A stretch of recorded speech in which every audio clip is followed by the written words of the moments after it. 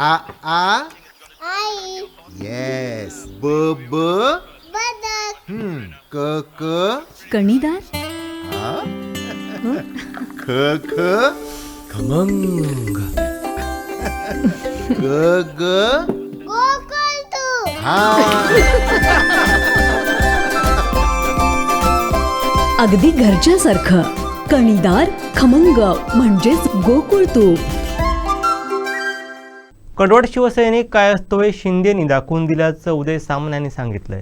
आपल्या सगळ्यांना माहिती आहे की कालच शिवसेनेचे मुख्य नेते आणि राज्याचे मुख्यमंत्री आदरणीय एकनाथ शिंदे साहेबांनी पत्रकार परिषद घेऊन त्यांची आणि शिवसेनेची भूमिका स्पष्ट केली. आणि ही भूमिका स्पष्ट करत असताना महाराष्ट्रातल्या मतदारांना महायुतीला जे त्यांनी मॅन्डेट दिले त्याबद्दल त्यांनी आभार देखील मानले. आणि सगळ्यात महत्त्वाची गोष्ट की मतदारांचा आणि महाराष्ट्रातल्या जनतेचा आदर करून त्यांनी महायुतीचे जे नेतृत्व करणारे नरेंद्र मोदी साहेब आहेत आणि अमित शहा साहेब आहेत, तो जो निर्णय घेतील तो आम्हाला मान्य राहील अशा पद्धतीची भूमिका, संवेदनशील भूमिका काल माननीय एकनाथ शिंदे साहेबांनी या ठिकाणी मांडली. मला थोडं आपल्याला 5 वर्ष मागं न्यायचं की मागच्या 5 वर्षापूर्वी देखील महायुतीलाच अतिशय चांगलं भरघोस असं बहुमत मिळालेलं होतं.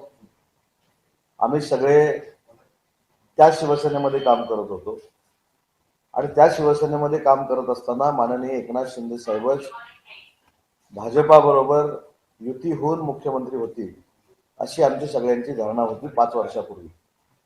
परंतु सत्तेसाठी 34 दिवस आम्ही सगळे आमदार हे अनेक ठिकाणी फिरलो. त्याच्यानंतर एकनाथ शिंदे साहेबांच्या नावाच्या जागी पूर्वीच्या शिवसेनेचे पक्षप्रमुख मुख्यमंत्री झाले आणि मुख्यमंत्री होत असताना भाजप आणि शिवसेना जी नॅचरल अलायन्स होती, जी वंदनीय बाळासाहेबांपासून सुरू होती, जी वंदनीय बाळासाहेबांनी कधीही तुटायला दिली नाही, ती युती तुटली आणि धनुष्यबाण आमचा काँग्रेसच्या खांद्याला जाऊन बसला. याच्यानंतर ज्या काही घडामोडी झाल्या त्याच्यावर मला आता काही बोलायचं नाही. त्याच्यानंतर उठाव झाला. एकनाथ शिंदे साहेब त्याच्यामध्ये आमचे पुन्हा एकदा नेते झाले. त्यांनी मुख्यमंत्रीपदाची सूत्र घेतली आणि मुख्यमंत्री म्हणण्यापेक्षा कॉमन मॅन म्हणून त्यांनी कसं काम केलं हे माझ्यापेक्षा तुम्हाला जास्त माहिती आहे, जनतेला देखील जास्त माहिती आहे.